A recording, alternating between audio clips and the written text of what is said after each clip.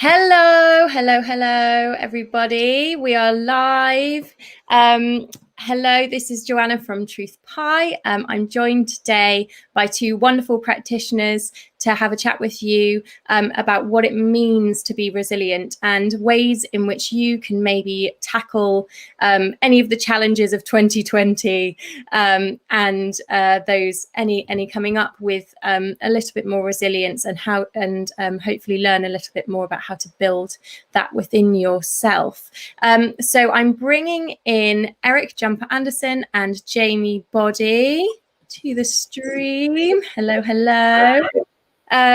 So you have met Erik, Jampa, Andersson before. Erik is a Tibetan Medicine practitioner at TruthPie and deals with herbs and wonderful, he does, I won't actually go into all of it actually. I would like to describe your entire session, but he's your holistic sort of herbal go-to and more at TruthPie. Jamie does something very different to TruthPie. He's a new addition to our collective, so welcome.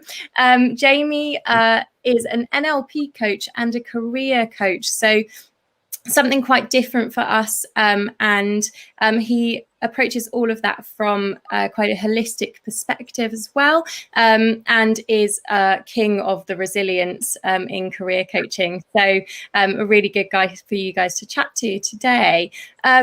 So I think I'm going to start off by I don't know if you want to introduce yourselves first, guys. Just do a little roundup for anybody who hasn't met you before. Erik, why don't you go first and just say a little bit about what you do? Sure. Hello. So I'm Erik Jampa Andersson. As Joanna said, I'm a Tibetan medicine practitioner. So I work with clients within the context of traditional Tibetan medicine. I also teach Tibetan medicine as well as Tibetan Buddhism.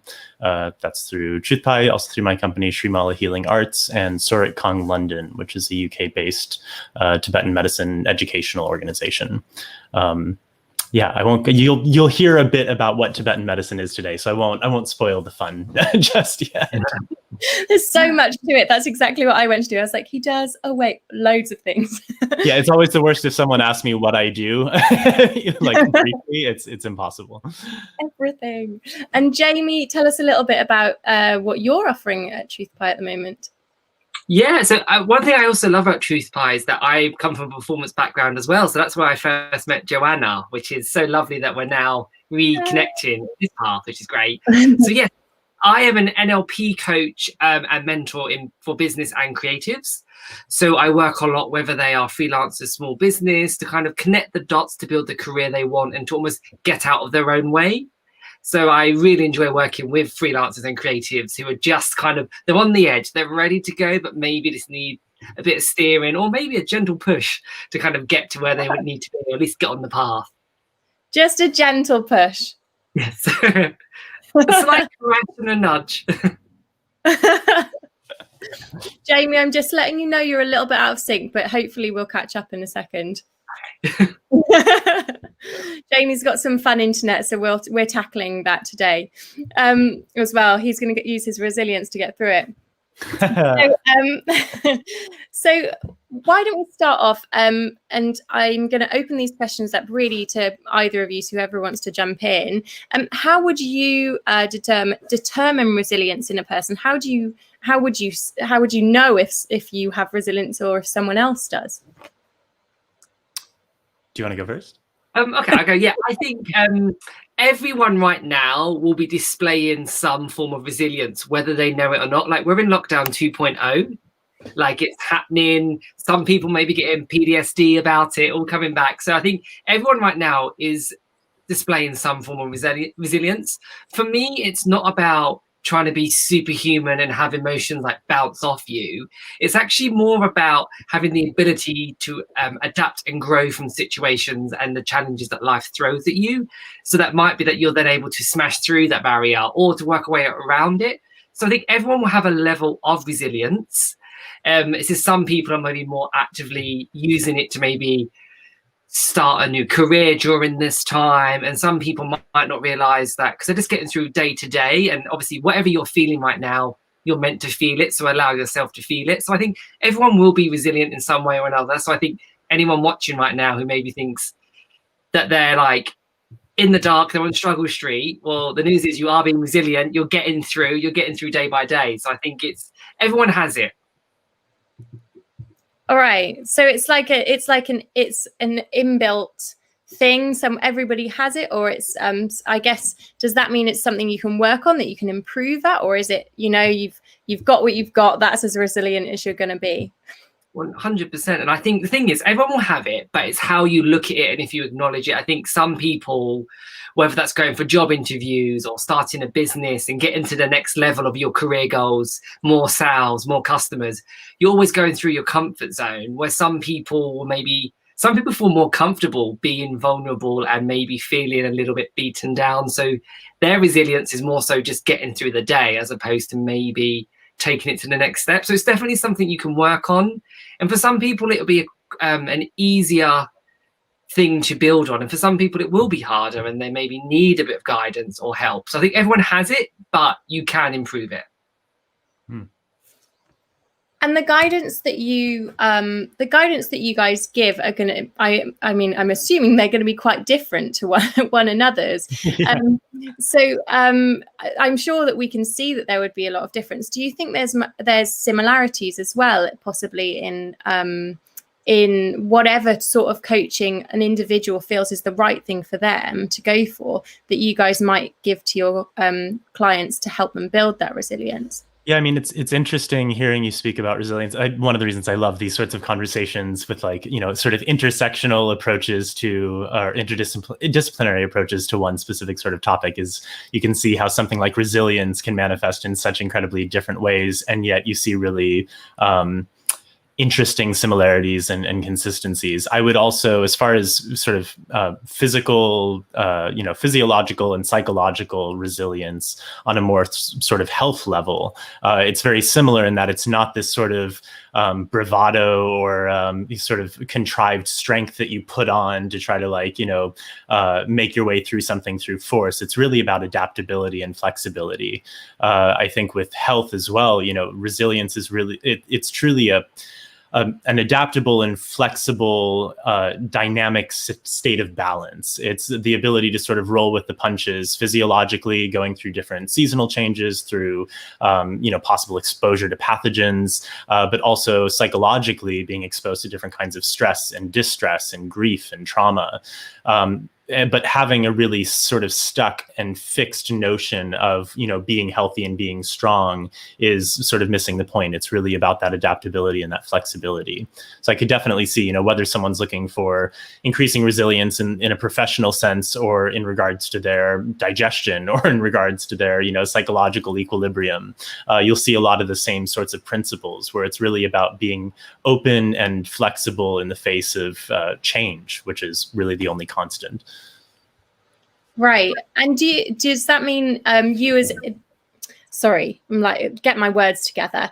Do you guys as individuals, do you go out of your way still, if you're practicing what you do every single day, your separate sort of practices and crafts, do you go out of your way to still continue to build that sense of resilience in yourself, in your mind, in your body, in your lifestyle? Or do you think after a while that just becomes something that happens naturally, that's become second nature to you? I mean, I think for me, it's definitely an ongoing process on really all levels of resilience. I would say, on a physical level, it's a constant struggle, especially during lockdown, to make sure that I'm eating well, which I often am not.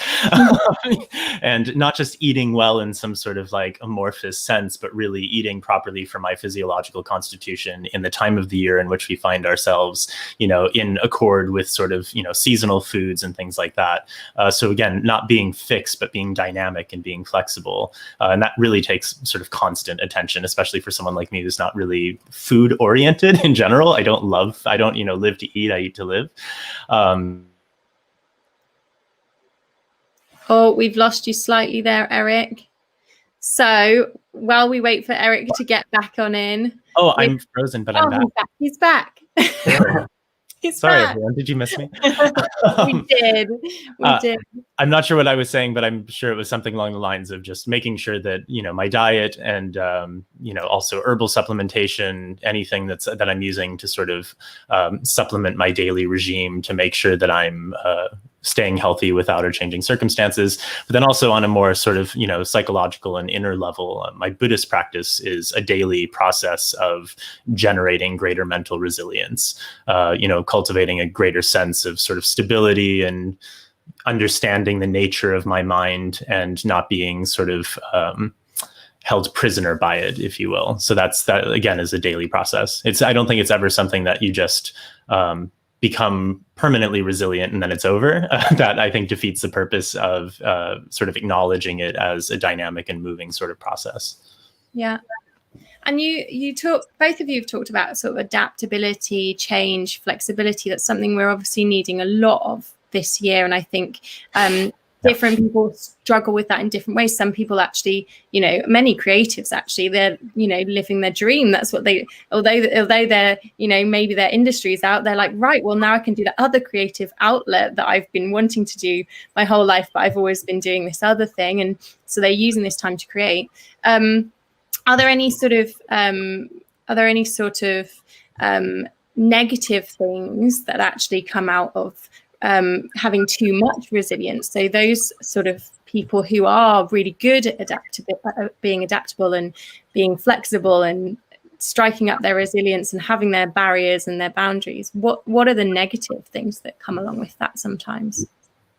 Well, one thing I would say, as you mentioned, creatives, I think for creatives, quite often, obviously they do what they love, but they want to help other people escape, whether that's TV, film, music, literature. And now because of lockdown, they can't do that. So they've actually got time to reflect on themselves and to see where they are right now and where they are going and where they're coming from. And I think that's something that's quite scary for a lot of people, because we're always, especially if you live in a busy city or you're more of a portfolio career or freelancing, you're always grabbing onto the next thing. You never have a chance to stop and reflect. And we build up that resilience maybe because you might get a no, or you might not even hear back from a possible interview. So we keep going. And now we're having to stop. All we can hear is like our inner thoughts or see what everyone else is up to on social media. So I think, as you were saying, that we as humans, day-to-day life, we build up a lot of resilience when you're in your own four walls, you only have that time to reflect. So I guess a negative of that could be the fact of you built up such resilience for such a long time that now that you're stopped, you're going to kind of maybe go from like 0 to 60 like that, because you're then having to process maybe events that have happened this year or in your life, or look at your current work situation. And coming from a business point of view, we're all glued to our phones, and our phone becomes our best friend and our worst enemy. It's our window to the outside world. It's entertainment. So right now there's such a level of comparison, I feel, because whether you're baking banana bread or just Netflixing and chill, it's very hard to maybe just do you. So I think there are definitely downsides of building up too much resilience, because you close yourself off to opportunities. You don't take time to for self-care and development. Yeah, I mean, I think it really depends on your definition of resilience. I think that, to me, there's a big difference between resilience and ambition, or resilience and, again, that sort of brute force momentum where you just are always going forward and not taking any time to sort of reflect and take inventory of what's actually going on in your own internal world. And to me, that's the opposite of resilience. You really need to be able to experience the state of your mind with intention and with awareness, and sort of take stock of what's happening and acknowledge that if there is even a motivation to sort of push through something, if you feel like something is oppressing you and that you have to push through it, also taking a moment to analyze what that is and why you feel like you're oppressed under certain circumstances and what can be done to change that, and also address if there's something more fundamentally wrong in that picture, whether it's something psychological or excess work stress, unsustainable sort of work habits, unsustainable relationship dynamics, draining bullying, 9-to-5 sorts of habits, and anything like that.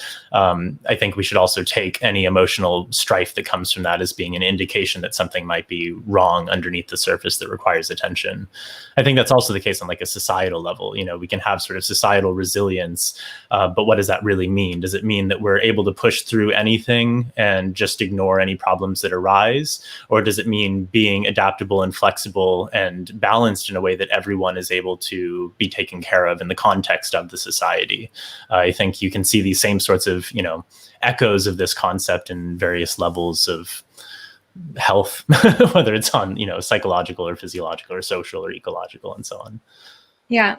And is there a way that, we'll come back to sort of some simple tips that people can just start to practice for their self at home, but in what ways are you guys able to help people sort of build their resilience, how, in whatever form that's necessary for that person, that individual? What ways do you guys tackle that with your clients?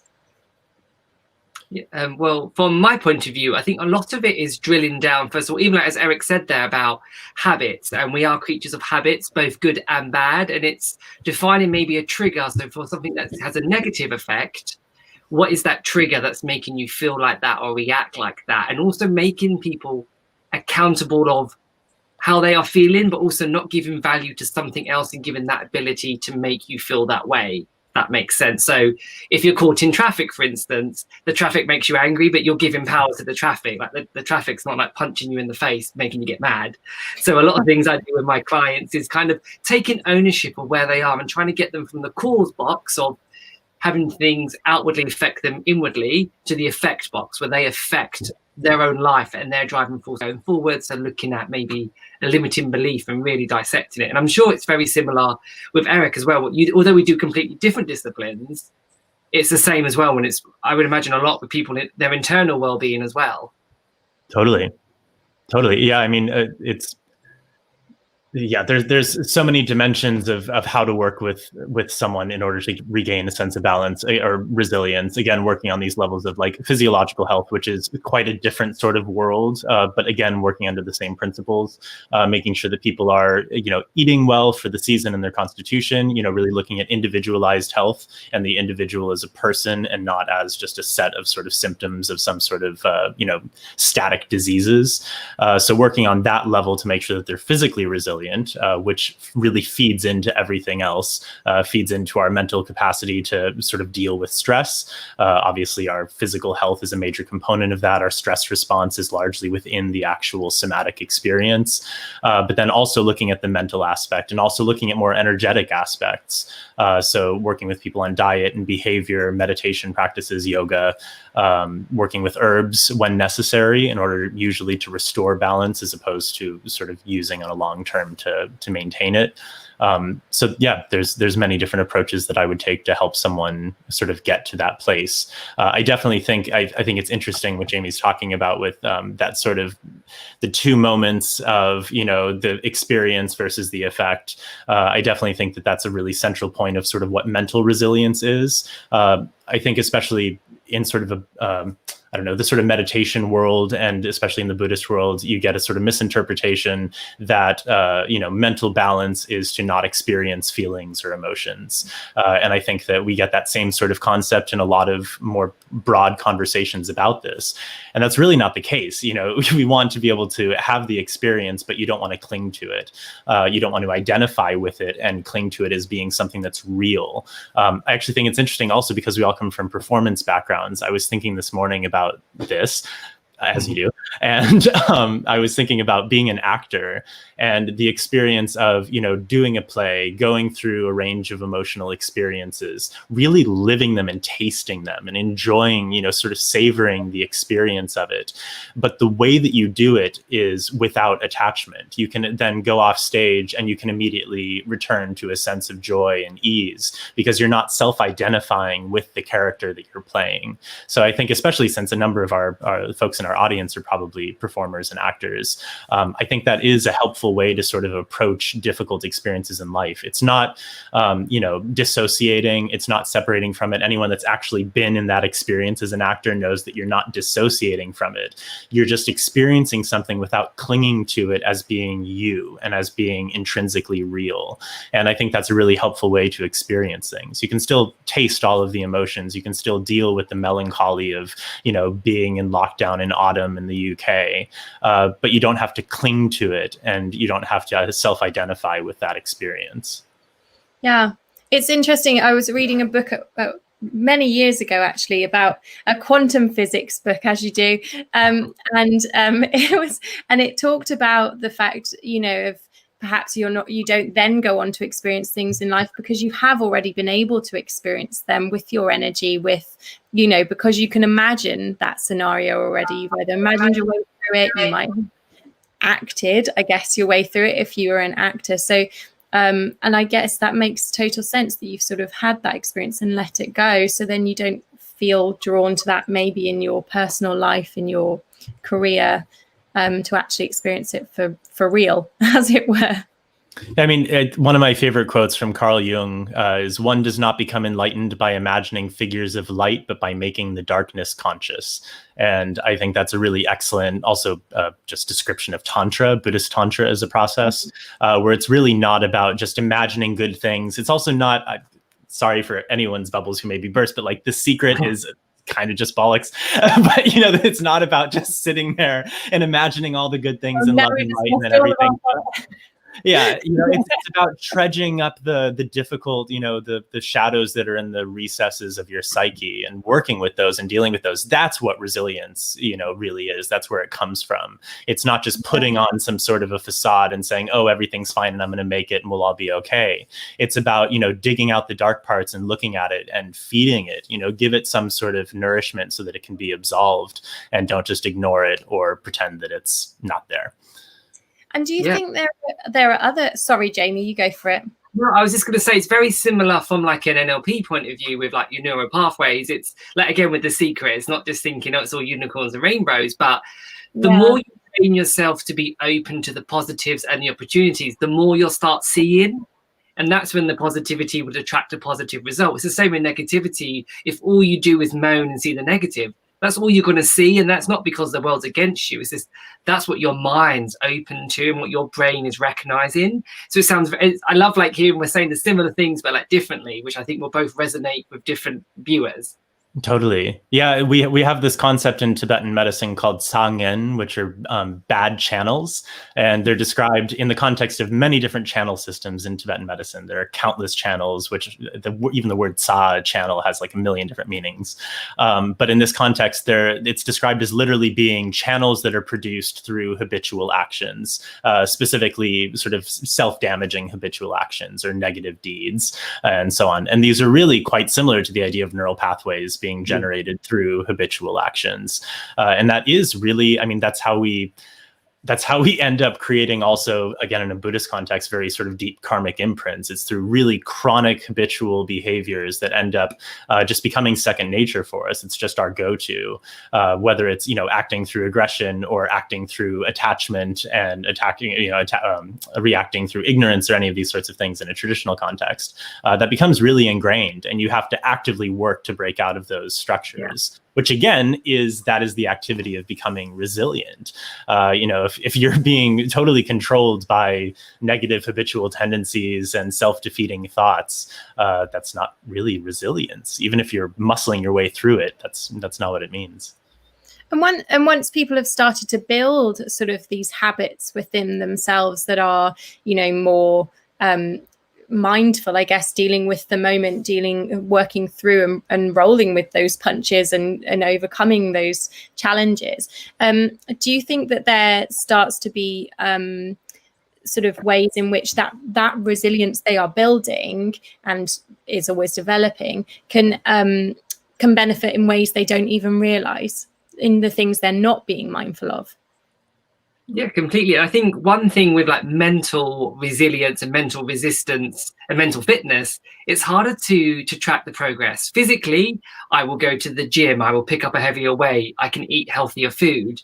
So you can sometimes see the physical improvements and you can track that, which will then spur you on. Where mentally, it's a lot harder because it's just you in there.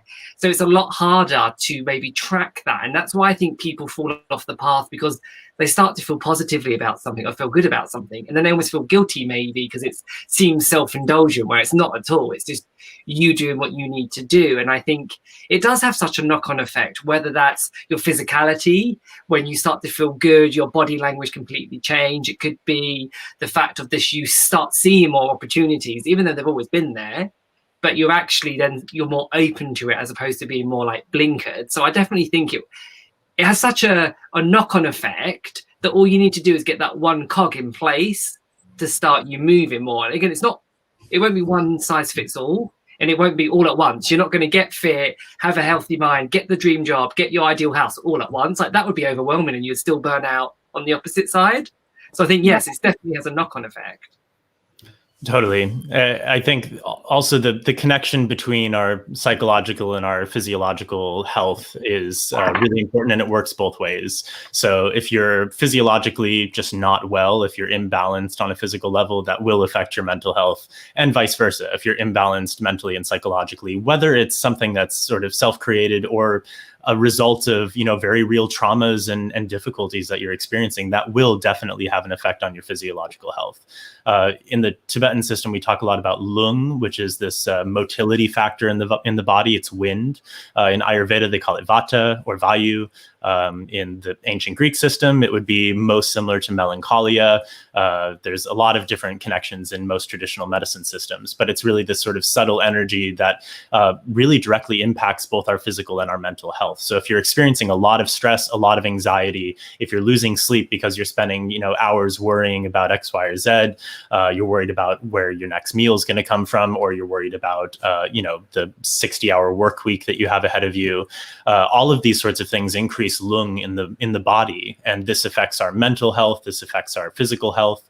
It's explained that literally all disease is pushed by the engine of lung, by the engine of wind. It's really the motility factor behind everything that happens. So you can experience increases of chronic diseases, chronic illnesses that might be dormant for a while and then they arise every so often. Our susceptibility to viruses like COVID, all of these can be impacted directly by our psychological health as well. So I think even if we aren't intending to become, physically more healthy, we still will have that added benefit just by sort of taking a moment to become a little more mentally balanced, and vice versa. Even if someone thinks that they're totally sorted psychologically, everything's fine, they just sort of, they get through their lives, but they're seeking some sort of physical help. A lot of times, especially when working in traditional medicine, you'll find that psychological effects naturally follow. My first experience with Tibetan medicine, when I first started taking it, when I was like 19, and I was quite ill physiologically, like gastrointestinal sort of stuff. One of the main things that I noticed, other than the fact that my gastrointestinal issues were sort of remedied after a couple of weeks, is that I was psychologically in a better state than I had been in years. And whether that was a result of the physical issues being sort of taken off, or if it was the sort of added effect of working in this, intersectional mind-body environment, I'm not sure. It's probably a little bit of both, but that was really remarkable. And I see that a lot now with my clients, where, folks will realize, oh, I went in because I was constipated, but now I'm finding that I'm sleeping better and I'm less anxious and I feel a little bit more capable to deal with the blows that life's throwing me. And that's, I think, really what it's all about. Do you find lots of people visit you because they've maybe visited an allopathic doctor, and definitely not saying that allopathic doctors they're very much aware of mental health and the links nowadays. It's often talked about, stress has caused this or whatever. So definitely not discrediting that wonderful world that helps us a lot. But do you find sometimes people come to you because they just have gone in for one thing and it's just not been found that connection for them? Oh, absolutely. That's very, very constant. a lot of times with chronic health issues, especially things that generally allopathic medicine struggles to cure in most cases. They can manage symptoms in a lot of those cases, but actually getting to some sort of full resolution is very difficult. And again, I'm not saying that traditional medicine can cure or treat any diseases, but certainly it can be incredibly supportive, especially in finding the many different manifestations and the common root that might be in a sort of untapped area of your physiology. That's definitely something that happens, a lot. And likewise with you, Jamie, with sort of when someone comes to you and really they think they just want to talk to you about mentorship for their career, they just want to make sure that they are going to achieve success, and that's what they're there to see you, and you're the helping hand with that. Is there do you then think, where does your NLP come into that? How do you go about talking to your clients about that? Yeah, no, and the whole reason I then went on to study to be an NLP coach and practitioner was I was already as a business mentor, but I'd be drilling down to someone like their goals and setting their objectives, and then an hour and a half would pass, and everything we were talking about wasn't even really business orientated. It's just about how they were getting in their own way and how they were letting someone else affect them. And then this made me think, actually, there's a lot of people that they don't need a mentor that's going to charge them thousands every month. They just need someone once or twice a month, once or twice a year, whatever it is, just to get them on that right page. So yeah, I often find I'll be maybe eliciting someone's work values with them or setting up a goal, and actually that session has been more so thinking like, why is that limiting belief there? Why do you feel you don't deserve that promotion? Why do you feel you can't earn that amount? Let's really work into that, because before we really break that boundary, you're not gonna get to where you want. As we were saying earlier, then you're maybe you can muscle your way through a little bit, but then you're just going to hit an even harder wall. So yeah, quite often I find that's why I always say to someone, let's just have an initial consultation to see where we're at, because someone will come up to me and be like, I want 20,000 Instagram followers by next week, and I'm going to launch this. And I'm like, okay, right, but let's look at your business strategy. Where do you want to be? Why do you want to find these people? Are these people on that platform? What is the objective here? And then the more you drill down to it, it's like, actually, it's better to have an audience of a couple hundred, but it's authentic. They buy into you. They want to know about you, and they will be a brand ambassador, than having 10,000 followers who hardly engage with anything or want to buy your product. Yeah. Yeah. And I've got to say firsthand, because Jamie helped TruthPie back in the early days and has recently come in to do some marketing support for us. And he is just wonderful to work with, and always throws up questions to me and says, why are you doing that? And breaks it down and, tells me to manage my time better. And honestly, it can be, you don't realize sometimes the shift that can make for you. I know certainly for me that lightens my load every time I have just an hour to have a chat with Jamie, and it just but sometimes you need someone with that outside perspective, don't you, to make that connection for you. It's not always clear when you are doing that struggle and that fight through it's not always as clear as just saying, well, I don't need a coach to tell me that. Now you've told me mind body connection, right, I'll look for that everywhere. Sometimes you're sort of lost in it, aren't you?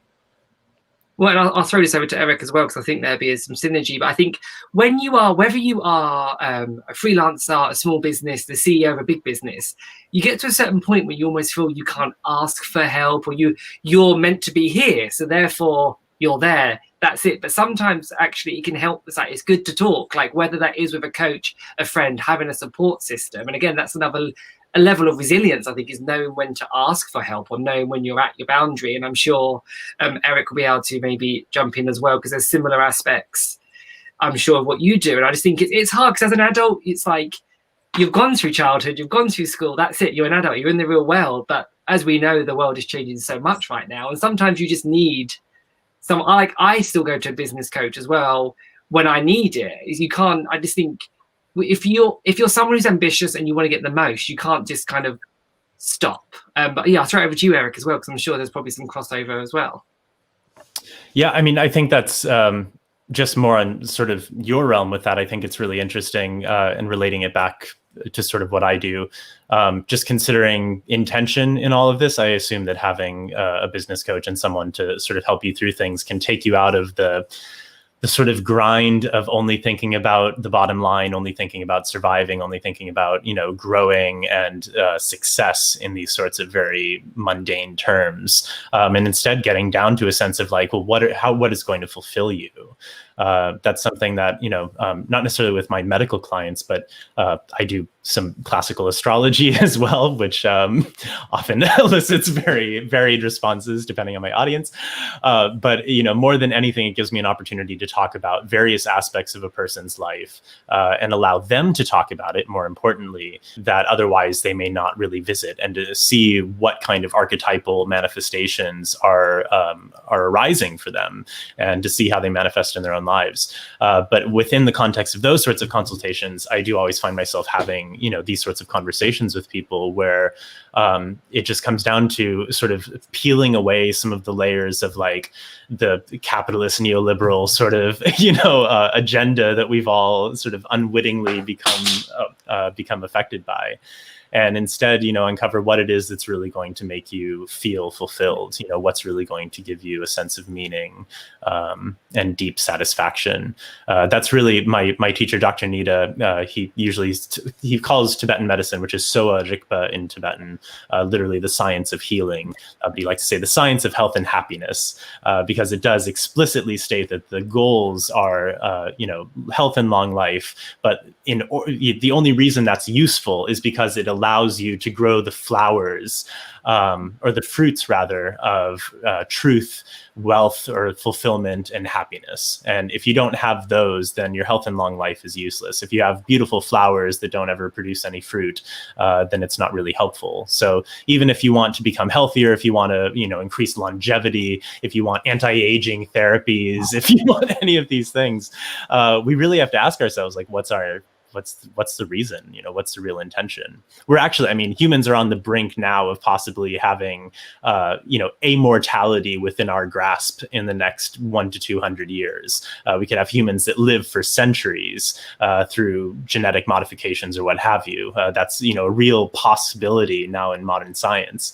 But I think there's still the fundamental question of like, what are we going to do with that? Are we then going to work 60 hours a week for 200 years?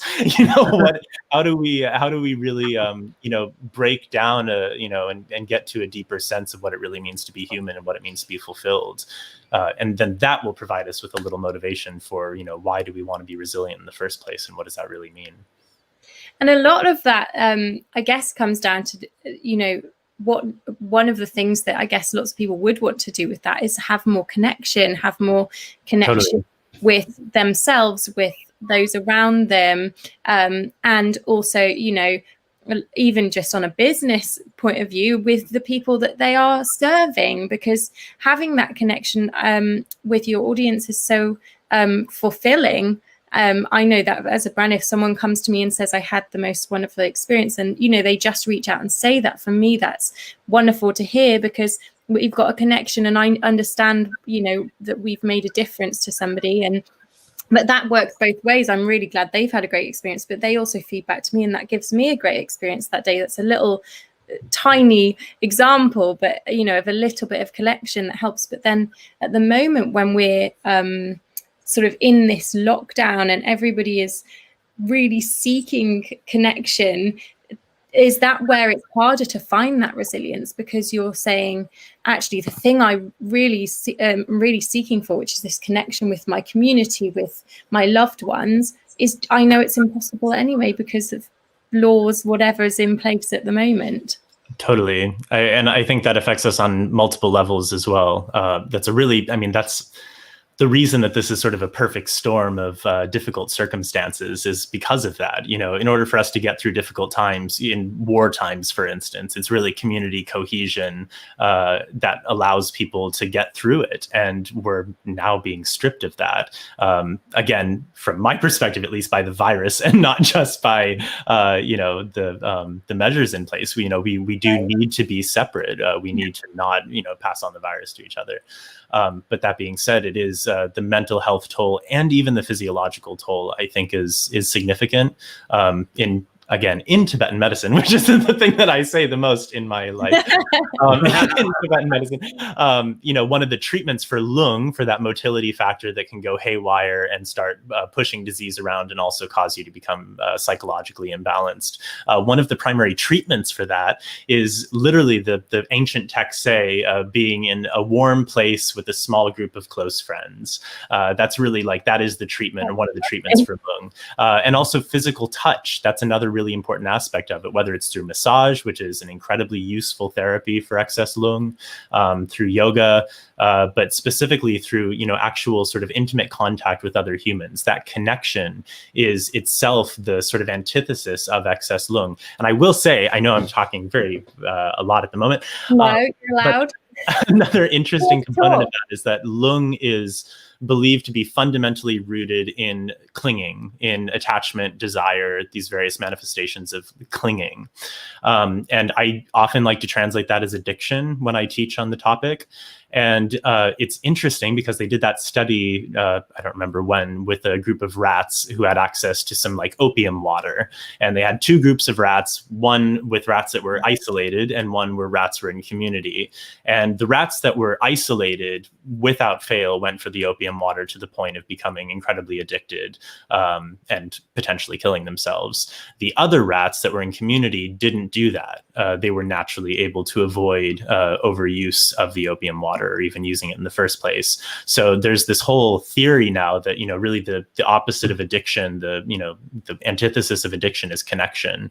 And that really is something that traditional medicine, Ayurveda, as well as Tibetan medicine, were able to express quite clearly, with the idea that lung is really rooted in desire, clinging, attachment, addictive sorts of tendencies, and it very much manifests in the same ways. That's a really good example, actually, and a really good sort of point to make in terms of the fact that it's so, we are sort of in this position where we can't necessarily even get to those treatments or those groups of people or those whatever it is that is the treatment. I can't think of the right word, but the resolve for that. Therapy. Yeah. For therapy for that. Yeah. What advice do you guys have for people who want to seek an alternative in this time where they aren't able to get in for therapies? I guess now's the real time to reflect, I think. So whether that's you're a list maker or you need to talk to someone and have like a think tank, whatever it is, I think now's the time to do your research. Now, so many practitioners, whether it's Erik, myself, Joanna, whoever, they have an online service, whether that is a 15-minute consultation phone call, a free webinar, a podcast, a blog post. I think now's the time to really research, because it won't be someone who goes to Erik might not be right for me. Someone who comes to me might not be right for Joanna. Like our clients have to be willing and wanting to be their best version of themselves. And that's why they come to us. So I think it's really reading and researching what works for you. Because obviously I might try and do a technique on like goal setting or neural pathways and like limiting beliefs. And someone might think, oh, that's too hippy-dippy. They might want someone who's like a chiropractor just to hike them around and be pushed and shoved. And then, so it's finding what fits for you, I think. And also therefore then reaching out and asking for that help. I think that's the biggest step probably, is actually having the courage to be like, we know us three that it's okay to ask for help. We all need it. But I think a lot of people don't know that's okay, or they think it's selfish. Yeah. So I think that in itself is a big obstacle to overcome. Yeah, I think that it's interesting, especially in the UK, we're in sort of this difficult position of facing a winter lockdown, which is quite a different sort of circumstance than having a summer lockdown. And in general, winter here is always, it's its own sort of beast. But I recently wrote a blog post that all you viewers can read through TruthPie on sort of autumn. Everything yesterday. Have a look. Yeah. But autumn is actually, it's a really poignant time for exactly what Jamie's talking about, for sort of turning inward. Literally, autumn is the time, if you look in the outer world, leaves are falling from trees. And, when you think of like the botanical sort of process that's occurring. The energy is no longer in the extremities of the plants. It's moving inward. It's going down into the roots. And this is what mammals do too. For humans as non-hibernating mammals, we still have this sort of process of turning inward and sort of retreating for the winter. It really is a time of introspection and not necessarily outward growth and momentum. And I think that we have a really special opportunity right now with this remaining 5 years of lockdown, it feels like, and unforeseen months moving forward of possibly similar measures. I don't think we should shy away from the sort of task at hand. I don't think we should necessarily try too hard to change the circumstances in our own lives to sort of make it seem like this isn't happening. And rather we should, sort of embrace the opportunity to turn inwards, to be introspective, to examine, not only the aspects of our own lives, but in the broader sort of sense of our society. What are the things that are broken right now? What are the things that have gotten us to this point? What are the things that are preventing us from being able to tackle the issues that face us in a more holistic and sort of efficacious way, and to give that some time for actual reflection, and not also to get too down on ourselves for feeling melancholic. That is the autumn, that's the autumn feeling. That's what we are meant to experience during the autumn. We're sloughing off that which no longer serves us in order to create space and to create the possibility of a new birth in the spring.